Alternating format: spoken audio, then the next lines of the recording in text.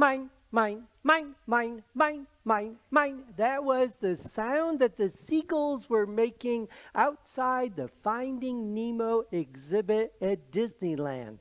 All the seagulls kept doing mine, mine, mine, mine, mine, mine. And that was perfect behavior to describe what a seagull is like. Have you ever observed seagulls?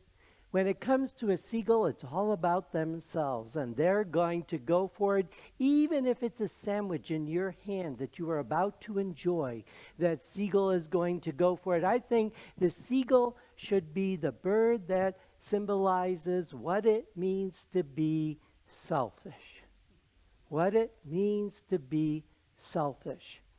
And yet, I don't think it's only seagulls that run around with that mine, mine, mine, mine behavior. In fact, Jesus, I think, gave a good example of what it means to be selfish in today's Gospel of Mark, chapter 12, verses 38 to 40, where he said, "Beware of the scribes who like to go around in long robes and accept greetings in the marketplaces, seats of honor in synagogues, and places of honor at banquets. They devour the houses of widows and, as a pretext, recite lengthy prayers." What I find really interesting is this part of the gospel reading today in the official church is optional. Now, why would the church want to leave this part of the gospel out? I mean, I'd never act like that ever, would I? I'd never want to run around in long robes or take seats of honor. I mean, and so, the reality is when I prayed over this gospel, it did convict me in some ways and really made me look at, are there times in my life when I am selfish? When I only think of myself? Because I don't think as a human being I'm immune from this behavior. But what I like is, this is how the gospel started out today, but this is where Jesus took it. How to go from being selfish to selfless. In the Gospel of Mark chapter 12, verses 43 to 44. Jesus said, "Amen, I say to you, this poor widow put it more than all the other contributors to the treasury. For they have all contributed from their surplus wealth, but she, from her poverty, has contributed all she had, her whole livelihood." This widow gives us an example of what it means to be selfless. And see, what I love is when I pray over the gospel and the gospel of Jesus Christ convicts me, I recognize, okay, what do I need to do to respond to this gospel?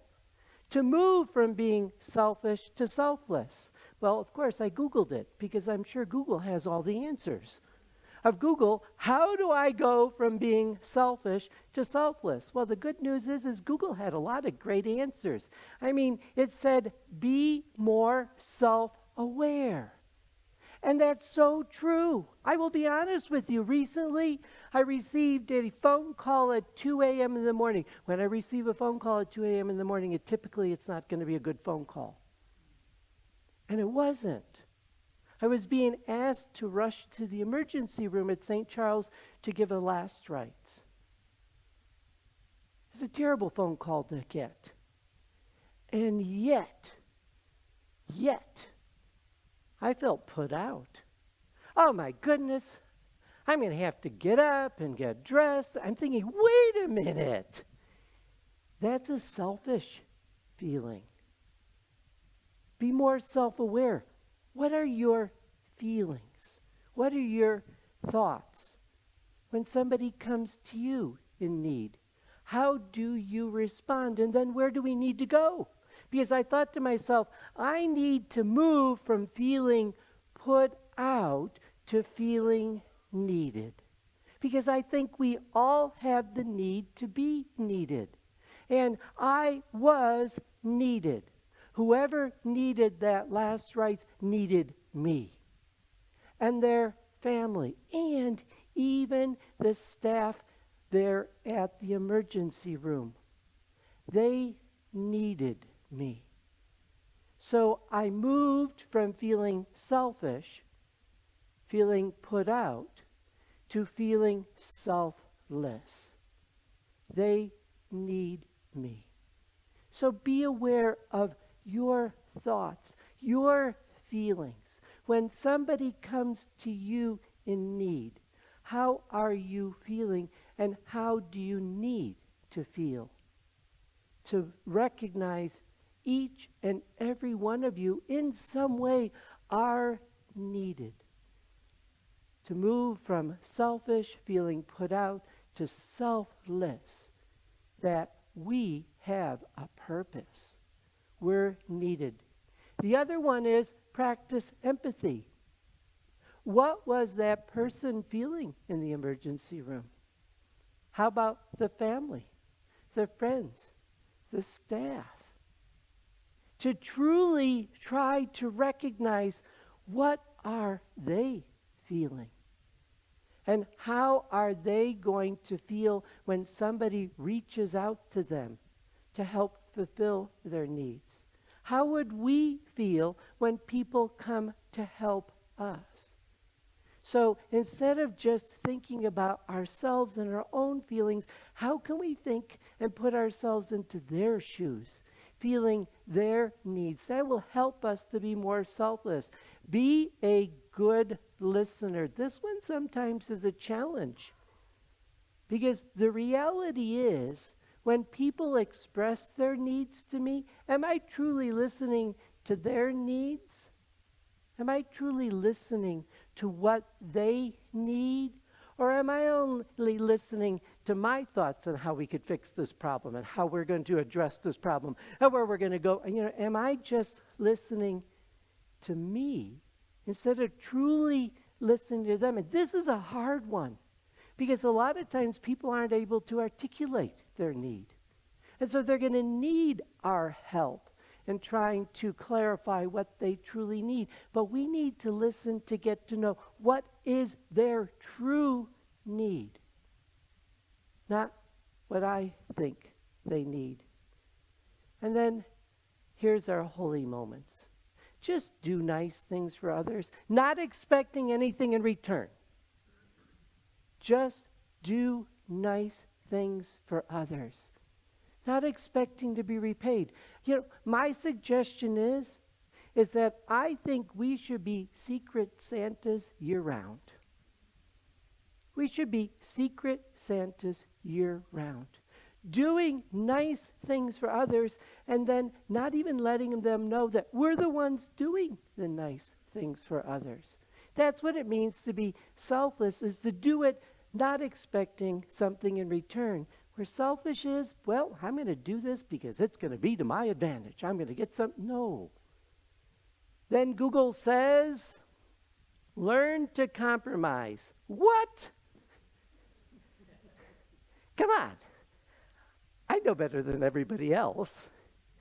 What do you mean? I'm actually going to have to take somebody else's opinion and start thinking about their opinion? I mean, I might have to compromise. Isn't that going to mean that I may not always be right, or that I may not know all the answers, and that I may not be all knowledgeable at all? Oh, wait a minute. This is what it means to be selfless, is to learn to compromise. To be selfish is to not compromise. It's my way or the highway. That's very selfish. Really? Sorry. Stop elbowing him. It's distracting me.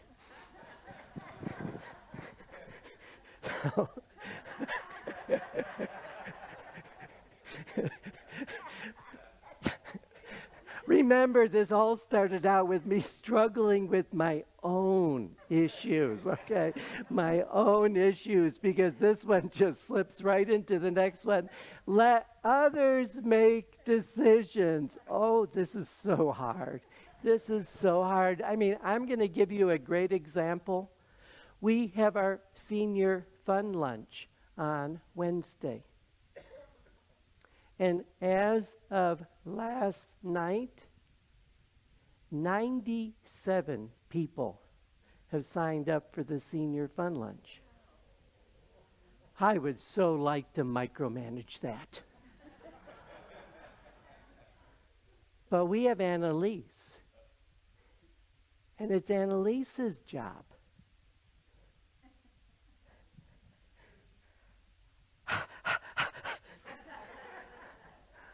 Let others make decisions. Because, see, up to this point, she's made nothing but brilliant decisions, great decisions, decisions that I wouldn't have made, and I'm so happy that she did make. Because they're better decisions than I would have made. I have to let go and let let God. It's just, that's what it means. Let others make decisions. We've got to let go sometimes and let other people utilize their gifts and talents. And that's what it means to be humble. To not look down on others, but to look them eye to eye. Get down to their level. Be with them. And recognize that I don't have all the answers. I'm not always right. You heard me say that. I'm not always right. And just really to just elevate others, to let others be people. And then the final one is be curious. Where am I going with this one? Be curious. You see, a lot of times we jump to conclusions. We make decisions and we don't have all the facts. We don't have all the information. We don't know the backstory. We don't know what they're really going through. We don't know what they've gone through. We don't have all the information. And so we need to stop jumping to conclusions and thinking, well, here, I know how to fix this. And to step back and say, no, I don't know their history. I don't know what they've gone through. I don't know exactly what they're going through. But if I open to myself up and just be curious and come to discover, oh, this is what they're operating from. This is where they're coming from. Oh, look at the beauty, the struggles, the hurt, the pain. Look at who they have become if I let them be what they are. This is what it means to move from selfishness to selflessness. To really recognize how we can help others in a really fulfilling and clear way. Because, this is what we are called to be as disciples of Jesus Christ. Living proof of what it means to be selfless. To be proof like that widow was in today's gospel. Wasn't she living proof of what it meant to be selfless? How can we, as disciples of Jesus Christ, be living proof? And I recognize that for me, I'm still working on it. But what I love is by acknowledging it, I can go to Jesus and say, Jesus, I need your help. It's you working through me will help me to be that living proof. Let us all grow as disciples of Jesus Christ to become living proof of how a disciple of Jesus is called to be selfless.